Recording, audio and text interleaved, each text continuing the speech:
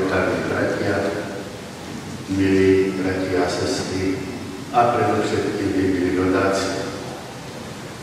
Svetú omšu chcem obetovať za všetkých rodákov a za všetkých Topolíc. Aby vás Pán Boh bohato požehnal. Na začiatku zamyslíme sa nad sebou, uznajme svoje hriechy a tak s čistým srdcom pristúpme k najsvätejšej obete.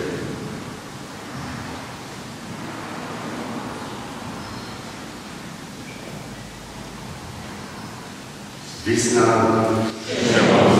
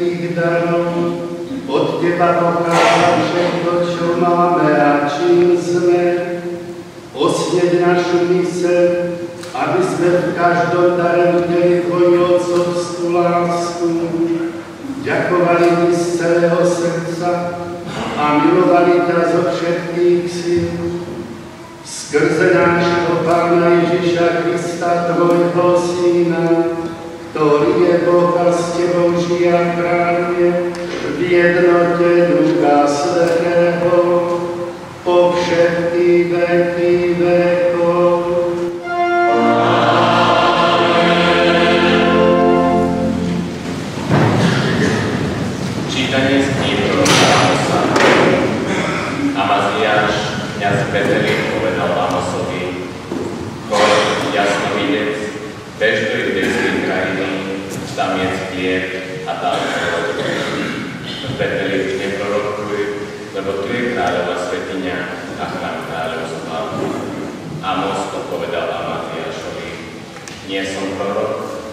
Možiša proroka: Ja som pastier a pestovateľ poľných pík.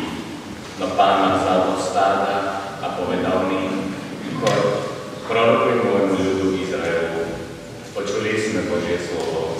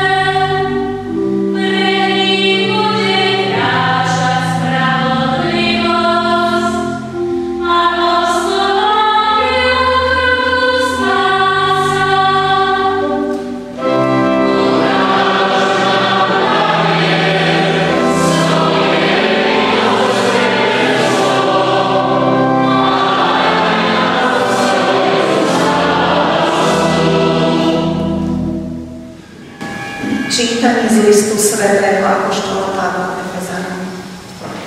Nech je zvelebený Boh a Otec nášho Pána Ježiša Krista, ktorý nás v Kristovi požehnal všetkým nebeským duchovným požehnaním. Veď v ňom si nás ešte pred stvorením sveta vyvolil, aby sme boli pred jeho tvárou svätí a nepoškvrnení v láske.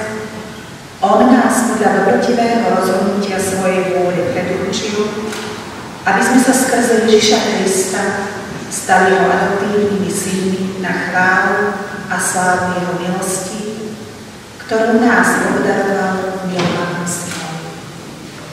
V ňom máme vykúpenie skrze jeho krv, odpustenie hriechov podľa bohatstva jeho milosti, ktorou nás štedro zahrnul vo všetkej múdrosti a rozumnosti, keď nám dal poznať tajomstvo svojej vôle podľa svojho dobrotivého rozhodnutia, čo si v ňom predsavzal uskutočniť v plnosti času. Zjednotiť v Kristovi ako v hlave všetko, čo je na nebi aj čo je na zemi.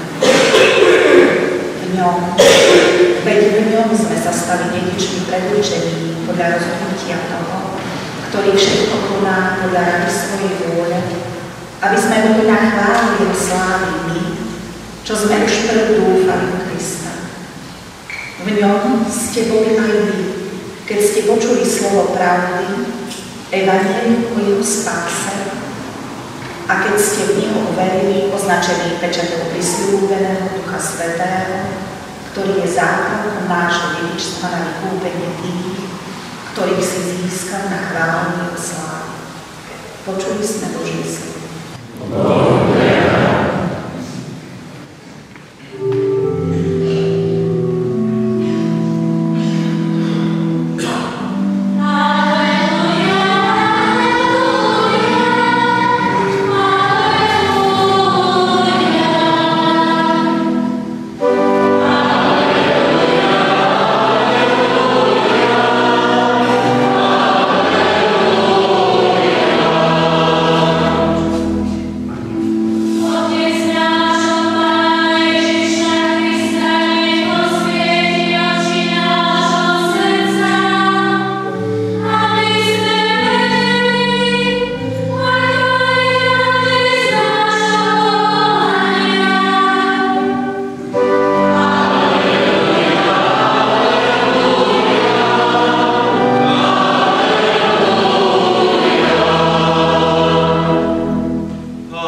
s vami.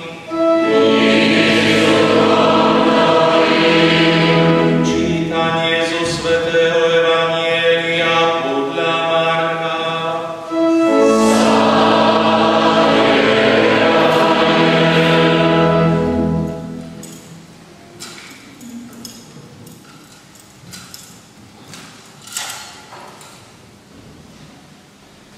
Ježíš zvolal 12 a začal ich posielať pod vod. Dal im moc nad nečistými duchmi a prikázali, aby si okrem palice nebrali na cestu nič, ani chlieb, ani kapsu, ani peniaze do opaska, ale aby sa obuli do sandálov a neobliekali si dvoješia. A povedal im, kedykoľvek vojdete do domu, ostaňte tam, kým odtiaľ nepôjdete ďalej. Ale keby vás na niektorom mieste neprijali ani nevypočuli, odíďte odtiaľ a straste si prázdno na svedectvo proti ním. Oni išli a hlásali, že treba robiť pokánie. Vyhnali mnoho zlých duchov, pomacali olejom veľa chorých a uzdravovali. Počuli sme slovo Pánovo.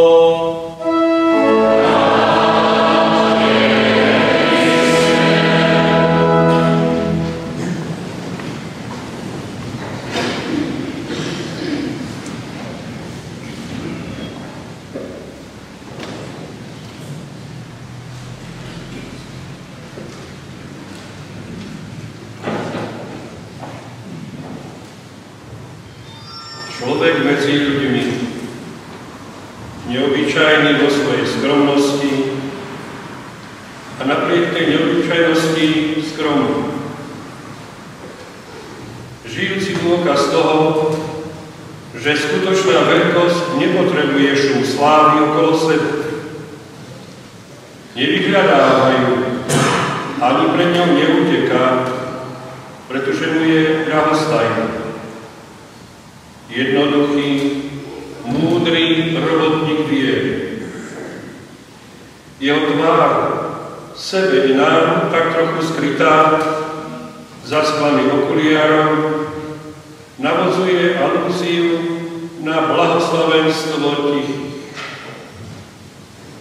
Ak viera má podobne ako dravkami svoju stupnicu tvrdosti a pevnosti, tak toto je diamant. A paradoxná mäkkosť jeho pevnosti a pevnosť jeho lásky sú erbovými znakmi tohto človeka. Človeka medzi ľuďmi, človeka medzi nami. Tieto slova napísal básnik Milan Rufus. Najúcnejší otec biskup, spolubratia kňazi, milá mládež, milí spoludáci, bratia a sestry. Uplynulo 50 rokov od chvíle, keď som ako čerstvý maturant starodugandského gymnázia v tomto našom farskom kostole povýšenia Svätého Kríža na 16. júna predniesol príhovor nášmu rodákovi, novokňazovi Andrejovi. V úvode jeho primičnej svätej omše otec biskup sa svojou primičnou svetou omšou zaradil medzi zverencov či odchovancov vysokodôstojného pána Jozefa Kubinu či monsignora Ľudovita Pievarčíka. V tomto generačnom zastúpení boli monsignor Peter Fiderman, horlivý kňaz, aktivista spišskej diecézy počas komunistického zatlaku a misionár v oblasti ruskej Karélie, momentálne chorý, ďalej Štefan Živčák, prvý kňaz našej farnosti Ágaš. Dnes už kňazi nenosia reverendy tak často ako kedysi. Ale jeden čerstvo vysvetený kňaz nosil a niektorí spolubratia ho za to kritizovali. Opýtal sa preto starého, múdreho kňaza. Je nesprávne, že nosím reverendu? Skúsený kňaz mu odpovedal. Problém nie je v tom, či ju budeš nosiť, ale či si na nej vyhrnieš rukávy, aby si pracoval pre druhých, pre dobro druhých. Monsignor Andrej Imrich od nástupu na prvú kaplánku v Rabči svoje kňazské poslanie nielen vnímal, praktizoval, ale ho doslova žil. A žije ho 50 rokov.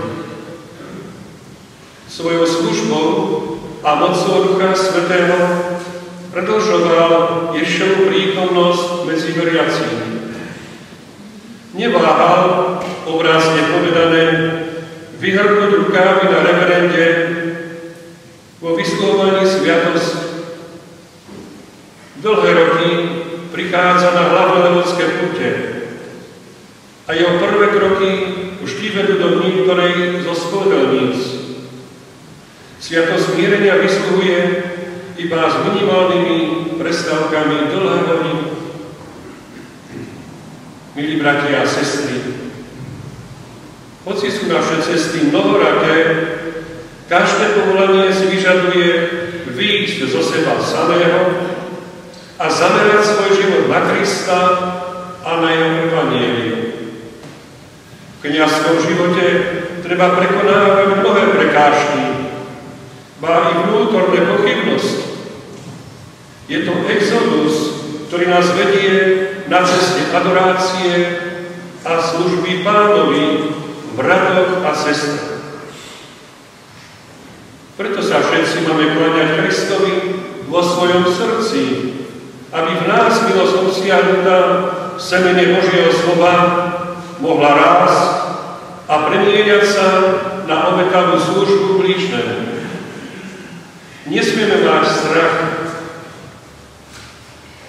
Boh nás v každom období nášho života s láskou i starostlivo sleduje naše dielo, ktoré vyšlo z našich rúk. Nikdy nás neopustí. Uskutočnenie jeho plánu s nami mu leží na srdci, ale chce svoje zámery naplňať nielen s našim súhlasom a v spolupráci s nami. Monsignor Andrej je verným synom nebeského Otca, Panny Márie a Matky Cirkvi. V kňazskom aj v ľudskom živote dodržiava étos vyslovený už pápežom svätým Gregorom Veľkým. Pravý pastier duši je čistý vo svojom zmyšľaní, bezchybný v konaní, múdry v mlčaní a užitočný v reči. Nakláňa sa ku všetkým s láskou a súcitom. Svojim životom v Bohu poznáša sa na všetko. Pokorne sa pridružuje k tým, čo robia dobre, ale postáva proti neprávostiam hriešnikov. Stará sa o vonkajšie veci, ale nezanedbáva ani duchovné. A v starostiach o veci duchovné pamätá aj na veci vonkajšie. Začiatkom júna roku 1992 pápež svätý Ján Pavol II vymenoval monsignora Andreja za spišského postného biskupa s titulom Castellum Nuptiae. Konsekrácia bola 11. júla 1992 v katedrále svätého Martina. Otec Andrej ani po takomto vyznačení nestratil ani štípku zo svojej ľudskosti. Bol aj vzorom pre bohoslovcov, diakonov, pre kňazov. Dnes je už známa jeho prvá veta, ktorou začínal mnoho rokov vizitáciu v farnostiach. Ukážte mi bohoslávu. Je to dôsledné dodržiavanie liturgie, no zároveň veľkorysý posudzovaní občasných pochybení kňazov alebo veriacich či ľudí zasveteného života. Stál a výrazne ovplyvňoval dianie spišskej diecéze od prvých dní od prijatia katolíckej cirkvi na Slovensku od roku 1989. Najvysnejší otec biskup Andrej. Prihováram sa vám dnes v mene nás, kňazov, rodákov, zníčka i tých kňazov, ktorí pôsobili medzi našimi rodákmi. Zvykne sa vravieť bývalých či niekdajších. Ibaže v tejto chvíli vročenie do minulého času neplatí, lebo vy ste a budete navždy náš, rovnako ako my všetci i kňazi Boží ľud váš. Chceme i budeme i naďalej načúvať vášmu múdremu, rozvážnemu slovu, plného ľudskosti a pochopenia. S bezhraničnou úfnosťou sa vám zdôveríme aj naďalej so všetkými svojimi radosťami, bolestiami, žiaľmi, no aj s omylmi, nezdarmi či zlyhaniami.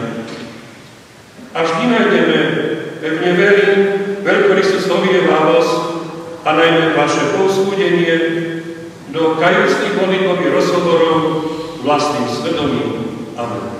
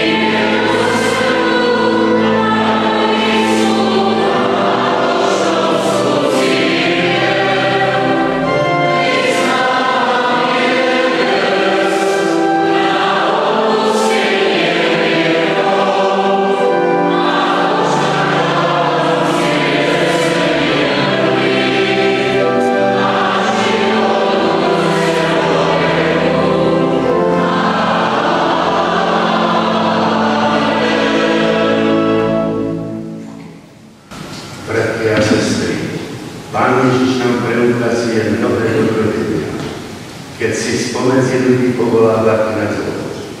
Aj mňa si Pán povolal do svojej služby.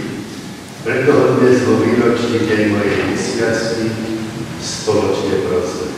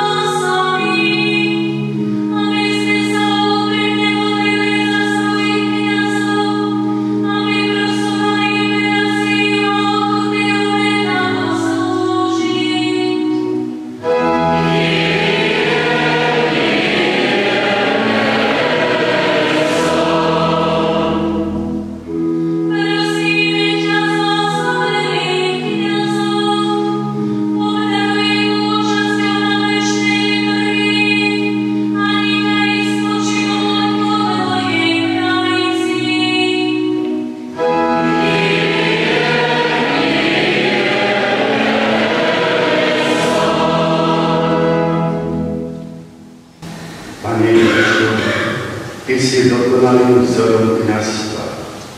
Ďakujem Ti za milosť svojho povolania do Tvojej služby a prosím ťa vypočuj prosby, ktoré sme Ti predniesli a pomáhaj nám nachádzať svetlo života v nasledovaní Teba, ktorý si svetlom sveta, lebo Ty žiješ a kráľuješ na veky vekov.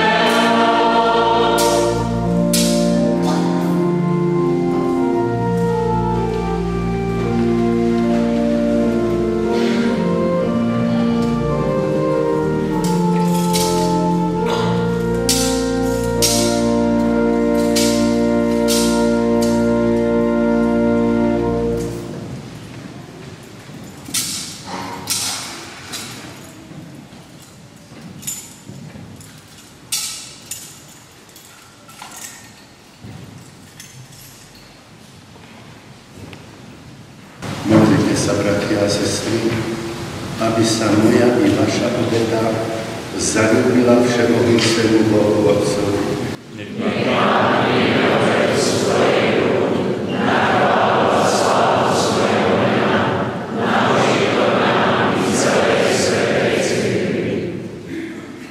Pane, prinášame Ti obetu chvály a vďaky za prijaté dobrodenia a pokorne prosíme, pomáhaj nám, aby sme na slávu Tvojho mena užívali všetko, čo si nám udelil bez našich zásluh, skrze Krista nášho Pána.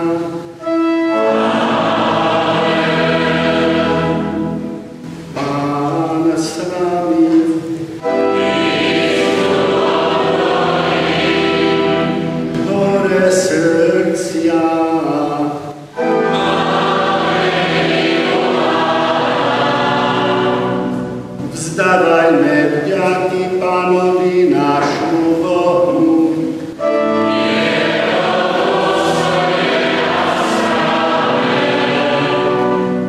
Je naozaj dôstojné a správne, dobré a spásonosné vzdávať vďaky vždy a všade Tebe, Pane, Svätý Otče všemohúci a večný Bože, lebo hoci Ty nepotrebuješ našu oslavu, predsa je Tvojim dárom, že Ti smieme vzdávať vďaky.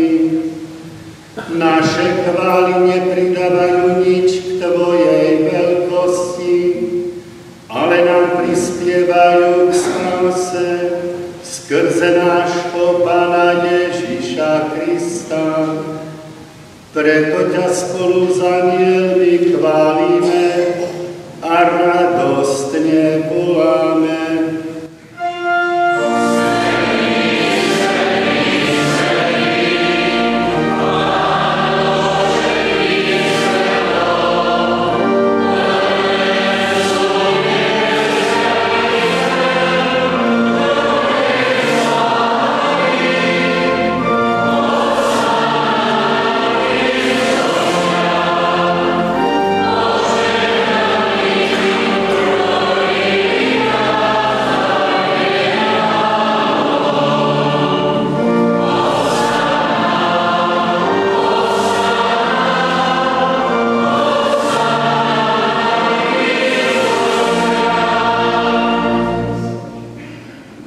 Naozaj si svätý, Pane, a právom ťa chváli každé Tvoje stvorenie, lebo skrze svojho Syna nášho Pána Ježiša Krista, mocou a pôsobením Ducha Svätého, oživuješ a posvecuješ všetko a ustavične si shromažďuješ ľud, aby sa od východu slnka až po jeho západ prinášala Tvojmu menu čistá obeta.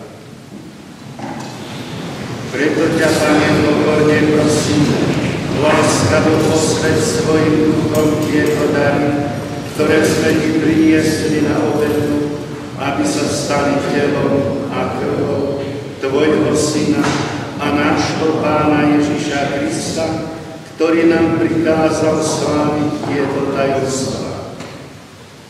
On v tú noc, keď bol zradený, vzal chlieb, vzdával Ti vďaky a dobrorečil, lámal ho a dával svojim učeníkom hovoriac: Vezmite a jedzte z neho všetci, lebo toto je moje telo, ktoré sa obetuje za vás.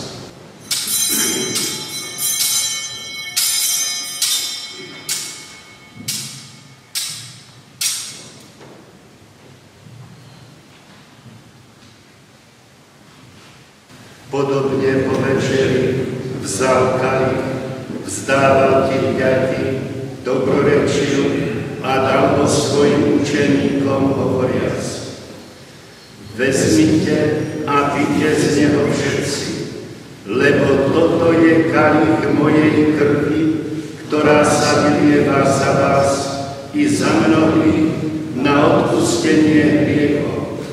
Je to krv novej a večnej zmluvy. Toto robte na moju pamiatku.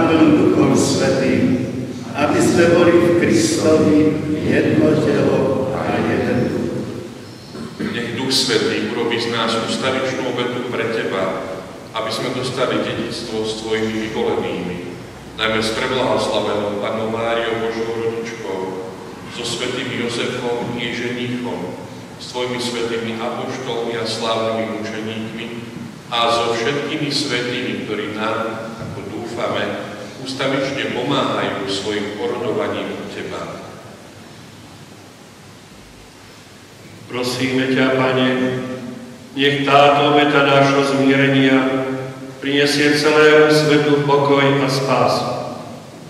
Vo viere a láske upevňuj svoju cirkev, putujúcu na zem, tvojho služobníka, našho pápeža Františka, našho biskupa Františka, jeho pomocného biskupa Jána, celý zbor biskupov, všetkých kňazov a diakonov i všetok vykúpený ľud. Milostivo vypočuj prosby tejto rodiny, ktorú si zhromáždil okolo seba, a láskavo príjme k sebe, dobrotivý Otče, všetky svoje roztratené deti. Dobrotivo príjmi do svojho kráľovstva našich zosnulých bratov a sestry i všetkých, ktorí v tvojej milosti odišli z tohto sveta. Pevne dúfame, že aj my sa tam za nimi budeme naveky radovať z tvojej slávy, Kristovi našom Pánovi, skrze ktorého štedro dávaš svetu všetko dobré.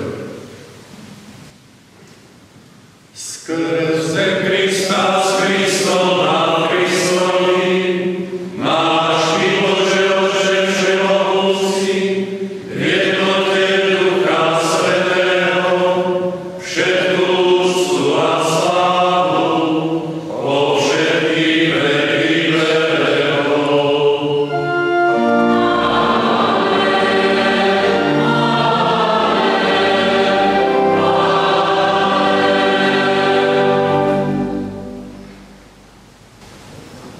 Na príkaz nášho Spasiteľa a podľa jeho božského učenia osmeľujeme sa povedať. Amen.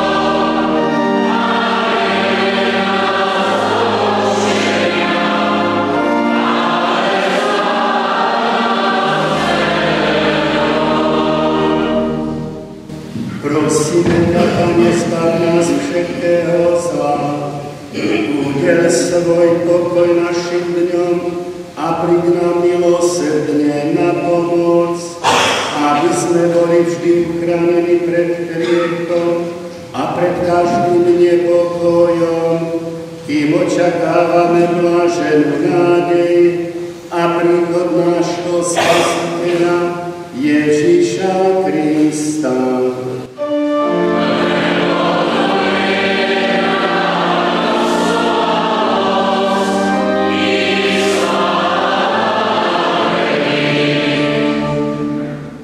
Pane Ježišu Kriste, Ty si povedal svojim apoštolom, pokoj vám zanechávam, svoj pokoj vám dávam.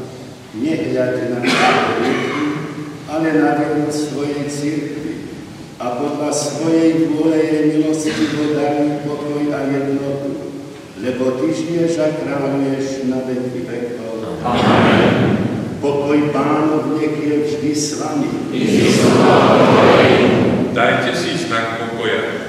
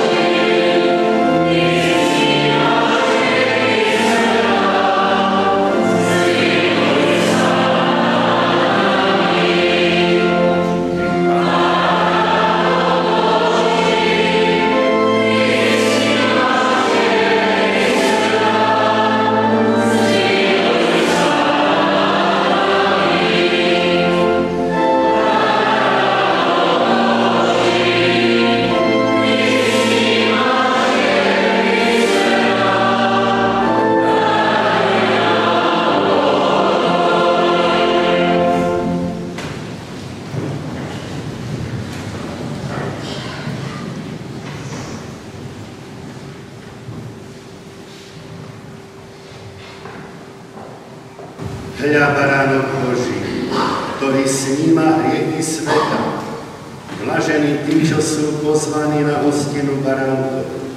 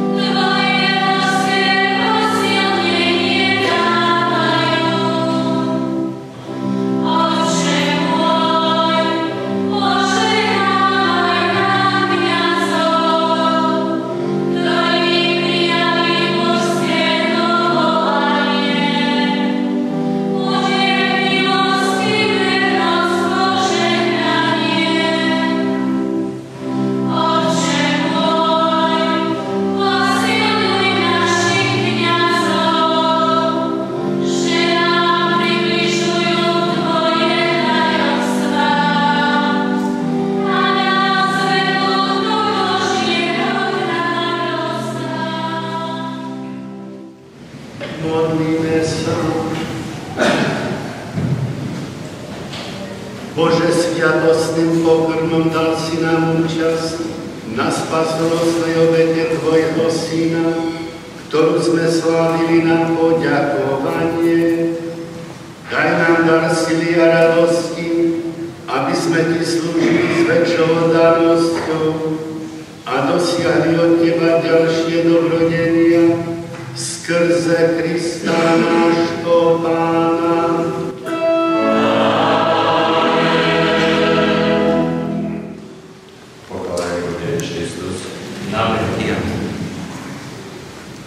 Svetiarský farár Ján Mária Vianney hovorila, že kňazstvo je láska Ježišovho srdca.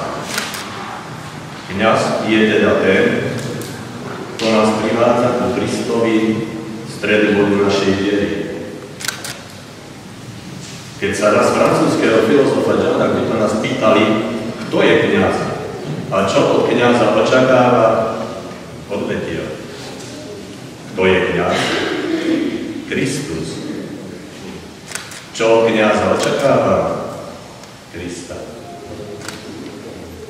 Vaša excelencia, otec biskup, pred 50 rokmi sme po prímičnej svätej omši dostali obrázky, kde na zadnej strane bolo napísané: Viem, komu som uveril. Áno, viem, komu som uveril. A to ste uverili práve v časom najtvrdšieho presadzovania komunistickej ideológie, kde totalitný režim vzťahoval službu voči cirkvám už aj seminárov. Práve váš ročník zasiahli perzekúcie, vyšetrovanie, zatýkanie a vyhadzovanie zo štúdia bohoslovcov. A dnes ľudia stále nariekajú, aká je ťažká doba. Neustále jazdia po kruhovom objazde s nespočetným množstvom výjazdov, majúc absolútnu slobodu a aj tak nevedia, ktorý výjazd použiť. A stačilo by tak málo. A to zopakovať vaše kredo: Viem, komu som uveril. Dnes chceme ponajprv poďakovať Pánu Bohu, že si vás vybral, oslovil a zavolal: Poď a nasleduj ma. Tu zároveň patrí vysloviť jedno veľké Pánu zaplať aj vašim zosnulým rodičom, ktorí vám už vopred pripravili vašu dušu tak, aby ste toto poznanie ani náhodou neprehliadli, aby ste ho počuli, aby ste odpovedali. A teraz obrovské Pánu zaplať vám, vaša excelencia, otec biskup, za vaše 50-ročné pozývanie Boha na oltár dolu k nám veriacim, za vašu bezúhodnosť, za vaše otcovstvo.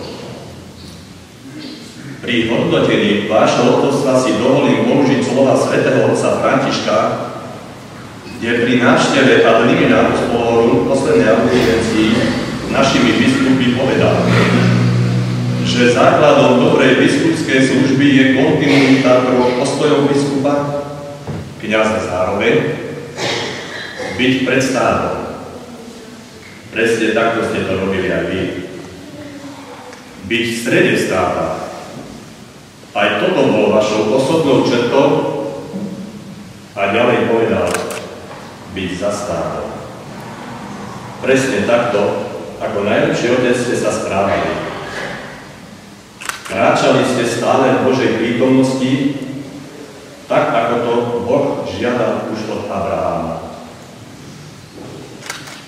Mne to prišlo tak, ako keby Svätý Otec čítal biskupov Slovenska váš životopis. Aj za to vám naše spoločenstvo vyslovuje veľké Pánovo zaplať. V dejinách Slovenska ste prešli dvomi zvláštnymi obdobiami, no ako duchovný otec ste pevne držali biskupskú palicu a viedli nás cestou po púšti 50 rokov k nášmu spoločnému otcovi na nebesiach. Aj za to, že sme nezablúdili, vám vyslovujeme Pánovu zaplať. Vaša excelencia, otec biskup, želáme vám do ďalšieho obdobia života veľa milosti a darov Ducha Svätého.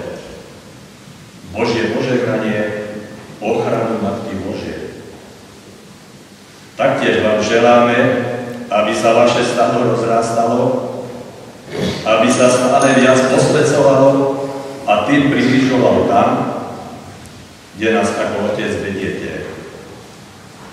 Aby každá ovečka z nášho stáda dokázala rozoznať v dnešnej dobe pastierského psa od Boha a skutočného pastiera od ponúkaných týmto svetom.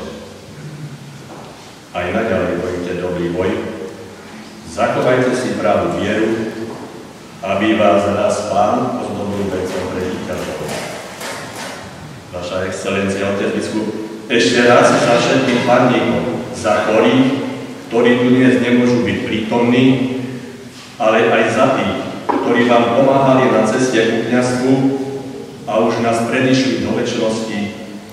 Zo srdca ďakujeme a nech vám dobrotivý Pán Boh tú všetkú prácu odplatí.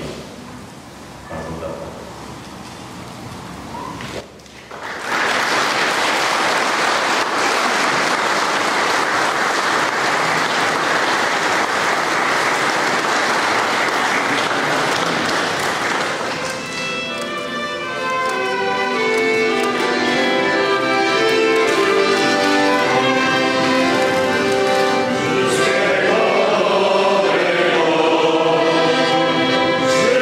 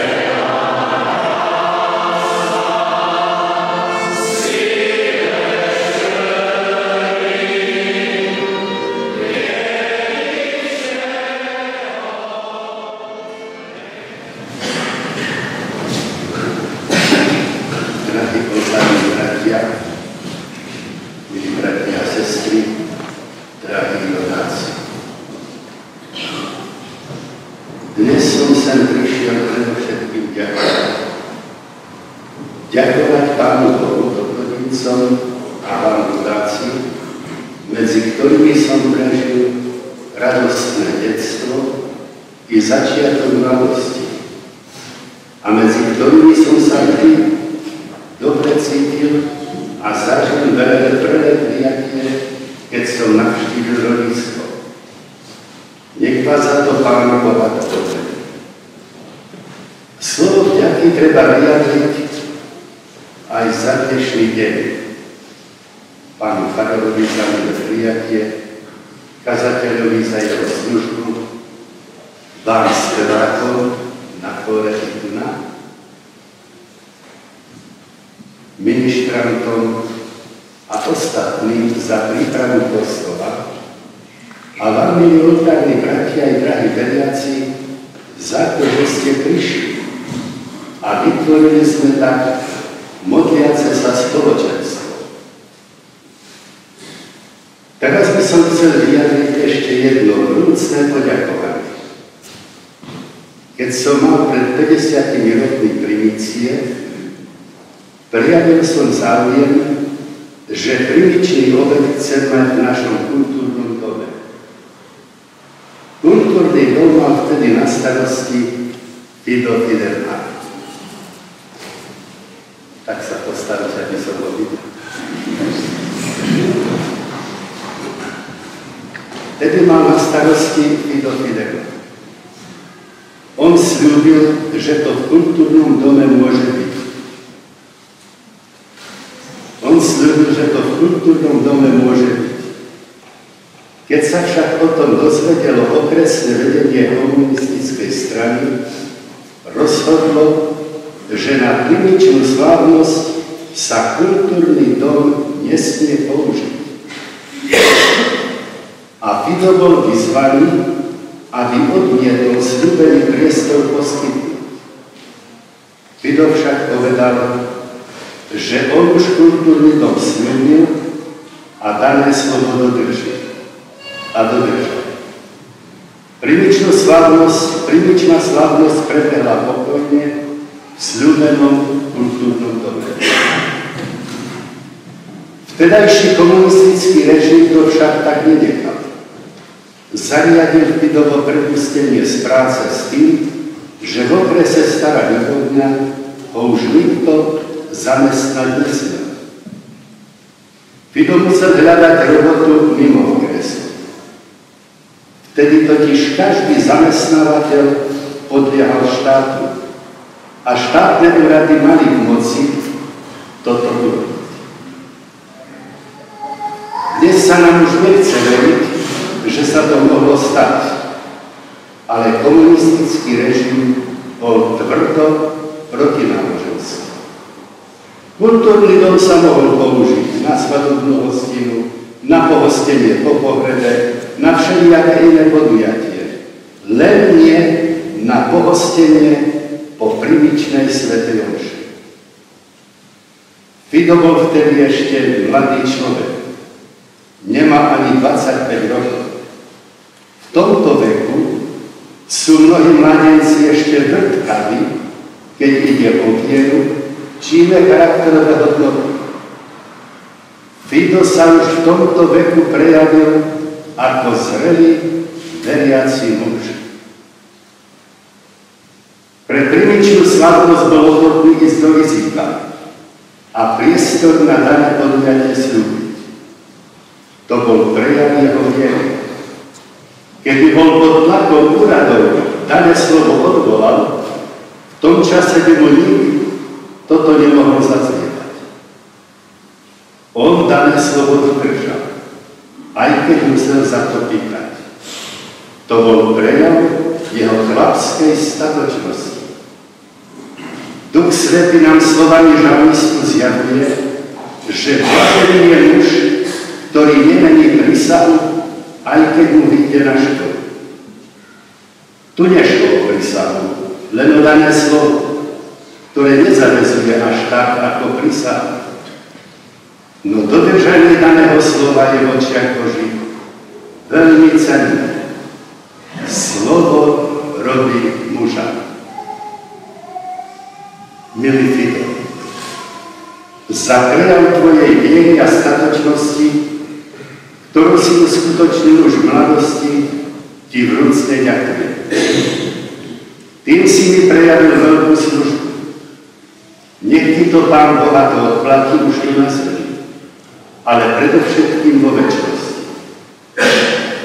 Som vďačný Pánu Bohu, že sme sa obaja dožili dnešného dňa. Že takto pred našimi rodákmi môžem o to vydať svedectvo a prejaviť svoju vďačnosť. Tvoj príklad nech je povzbudením aj pre ľudí dnešnej doby, teda pre každého z nás.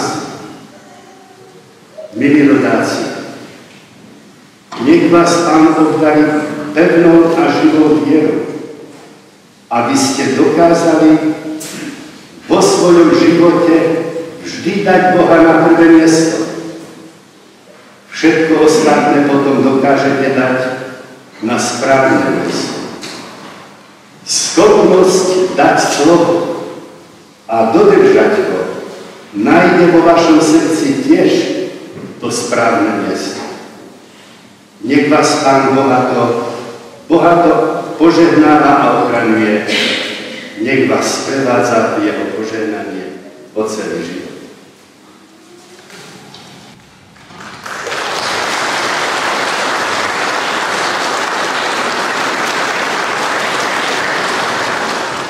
A teraz príjmite požehnanie. Pán s vami.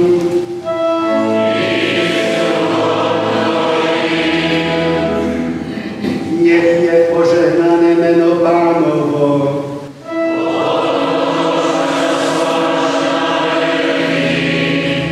Naša pomoc v mene Pánovom.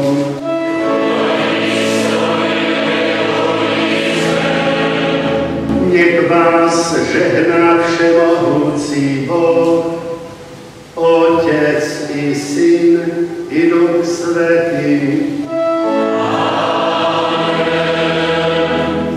Choďte v mene Božom.